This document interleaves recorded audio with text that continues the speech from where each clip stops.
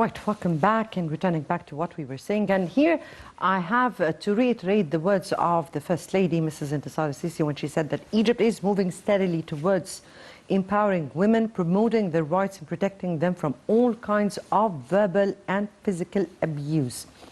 In the very beginning, she has affirmed the rights of women to live in a safe environment free from violations and abuse of rights where non-renewable rights are protected. And she said that the new republic is based on gender equality and activating the role of women as it is an essential partner in building this nation. Let me here take our distinguished guest, Dr. Mona Makram Ebeid, former parliamentarian and professor of political science. Good evening to you. Hello, Dr. Mona. Yes. Good evening to you, Dr. Mona. Hello? Yes, hello? Yes? Yes, can you hear me? Yes, yes. Good evening to you, Dr. Mona. A pleasure having you on our show.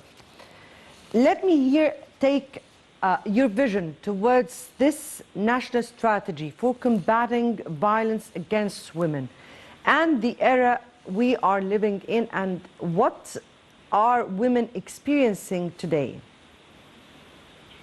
We should start by the year 2017, I think, yes. 2017, when the president announced that that year was the year of women. So that year, Egypt adopted the national strategic for the empowerment of Egyptian women.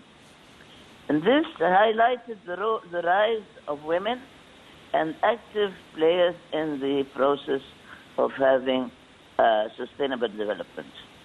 So, this strategy is composed of 4 pillars: political empowerment and decision-making positions, economic empowerment, as you said earlier, social empowerment, and protection. These were the 4 pillars of the document to intersect with promising and particularly awareness raising. Now, what also emphasizes the rights of women is the 2014 Constitution, which restates women's rights and confirms the importance and centrality of their role in society. So these 2 things were very important to start this enhanced awareness of the need to protect women and the need to include them in all the projects in the future. Dr. Mona, if we can speak about the pillars that you've been speaking about. We're speaking about 4 very important pillars of a strategy that is supposed to be taking place in order to put women on equal foot or put gender equality, part of the SDGs. Let me here take your vision towards the word empowering women, because empowering women is a very big word that has different and wide range of files. How do you view this word? How do you view what women reached? How do you view the challenges that are existing? Yes, because what we can say is, despite the clear improvement of unemployment rates, for instance, among women, these rates are still very high compared to the same rates among men.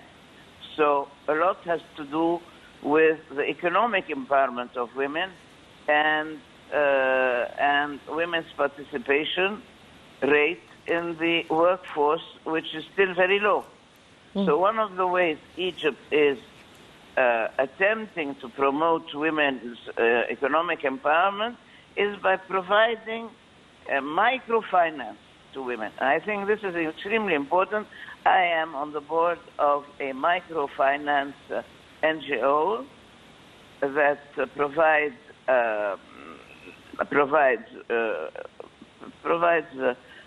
funding, assistance to women in particular and to rural women in particular. And this institution to which I belong is called Amal, Hope.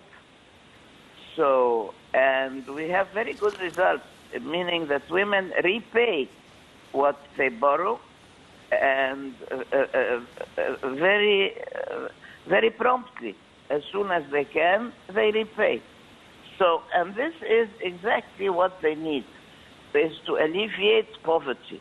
What we want today, is particularly when we talk about rural settings, is to alleviate poverty. This is the main thing, is to alleviate poverty.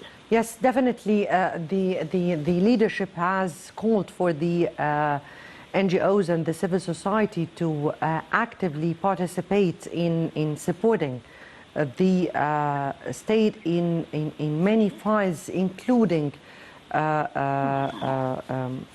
definitely the women issue and projects that are combining those segments of the society.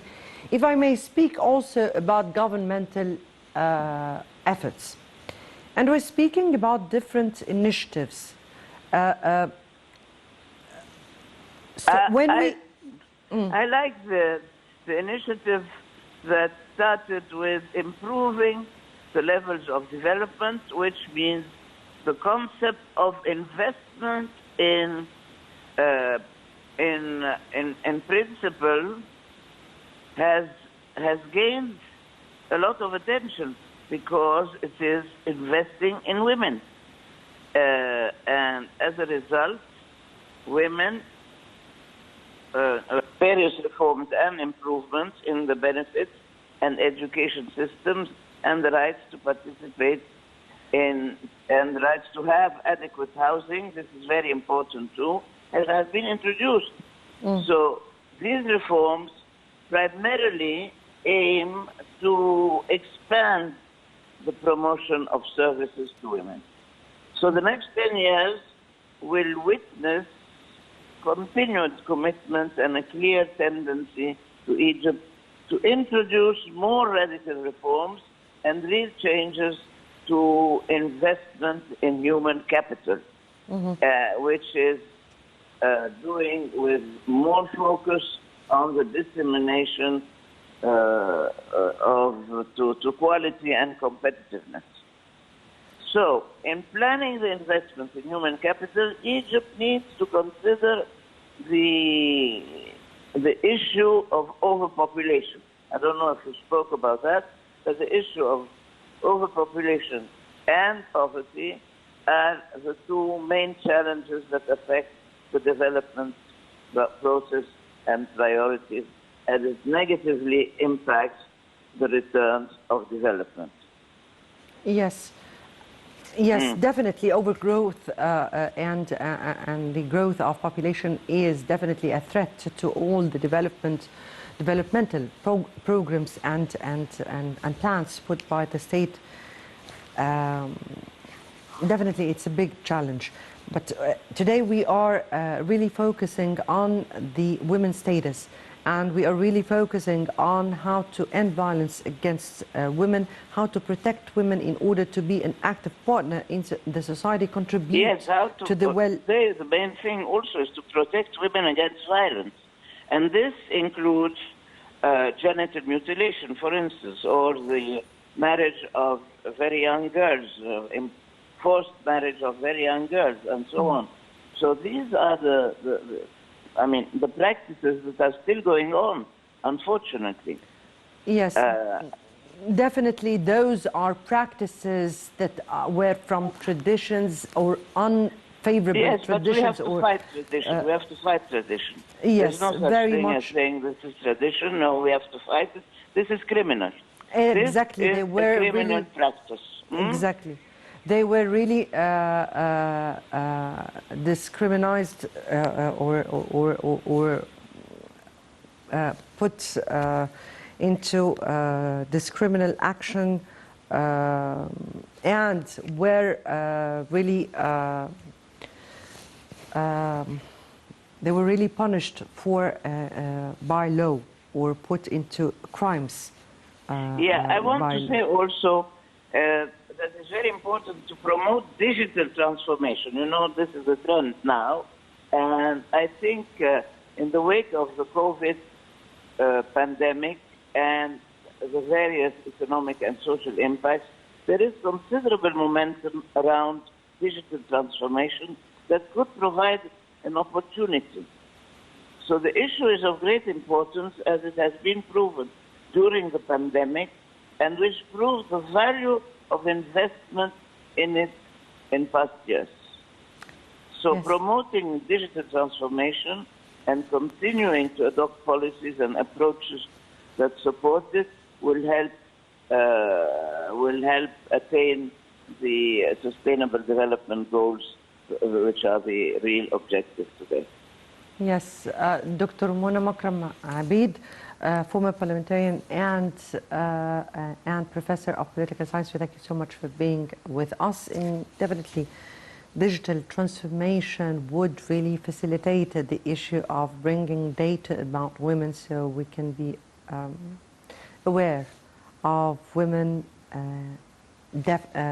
different women in the society, their status in everywhere, and the much needed or needy women for the protection, for help, for empowering, and all this part of the strategic vision or the Egyptian vision for sustainable development 2030. Now we move on with our discussion, and before we delve into our discussion, let's have this other report, and we'll come back for more.